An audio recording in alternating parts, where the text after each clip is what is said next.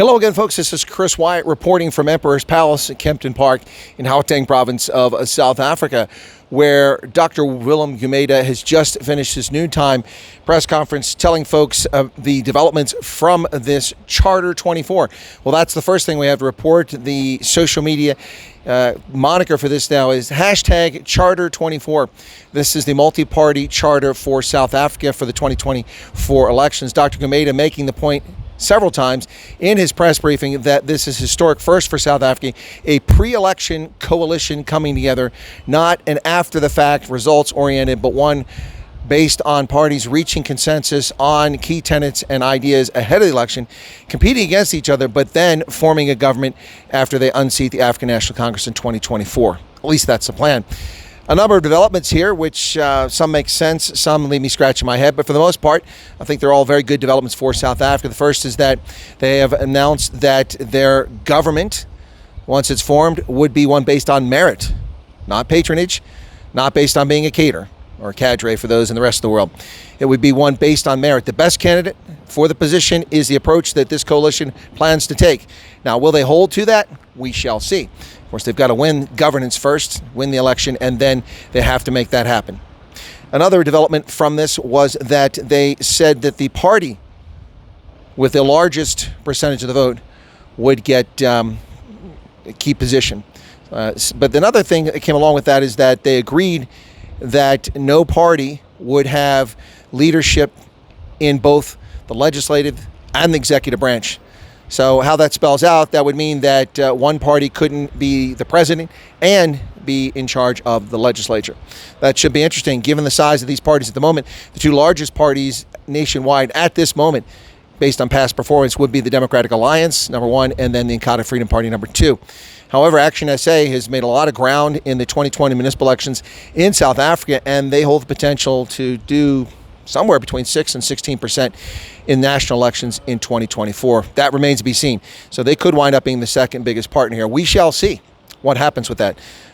Beyond that, merit and also the division of that, he talked about how important this is as a pre-election event. Also talked about folks have to understand, he shared with the media that many of these parties that have come together have at times had contentious arguments and rather nasty fights between each other.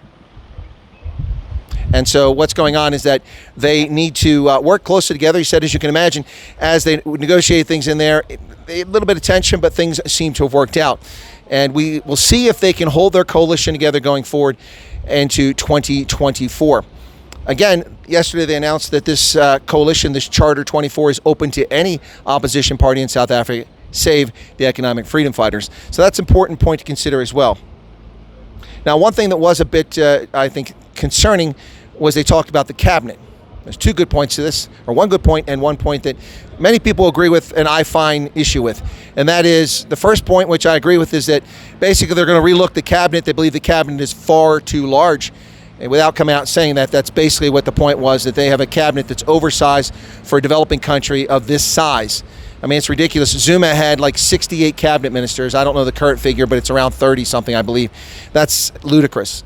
There's no need for that. That just creates a huge bureaucracy, which you can use for patronage, and that's what the ANC has done. And that's not what South Africans need. They need effective governance from competent, qualified people, the best candidate based on merit. Well, that's what they say they want to do. Now, so obviously, it sounds like they want to shrink the size of the cabinet and combine functions into ministries. So we'll see what goes on there. But then they said that it was very important that the cabinet be comprised of South Africans who represent all of the country's diversity. And then Professor Gumede said that diversity is our strength, and this is where we part ways. Diversity is not your strength. Has diversity strengthened South Africa in 30 years? No. Now, because diversity that he's mentioning, diversity that people typically think of, is diversity of appearance. Not diversity of thought, not diversity of experience, not diversity of accomplishment, not diversity of ideas. I can get a room full of 10 black guys that's more diverse than a room full of a black guy, a white guy, a brown guy. Yeah. The bottom line here is true diversity that makes us strength is diversity of experience, of character, of capability based on merit, not based on your physical appearance or your gender or your sexual orientation or your religious affiliation. Those things can add to diversity, but that's not why you're strong. the individual as part of a team who brings different ideas. That's what makes you strong. But beyond that, very sound briefing from Professor Gumeda, who shared with us many of the developments that took place this morning. They still have an afternoon to go. There will be a press conference at 5 p.m. today. I'll be attending that, and hopefully we'll hear from all the leaders, their comments and thoughts, and we'll get that to you as soon as possible. Folks, reporting from Emperor's Palace in Kempton Park in Gauteng province in South Africa, this is Chris Wyatt. Have a wonderful day.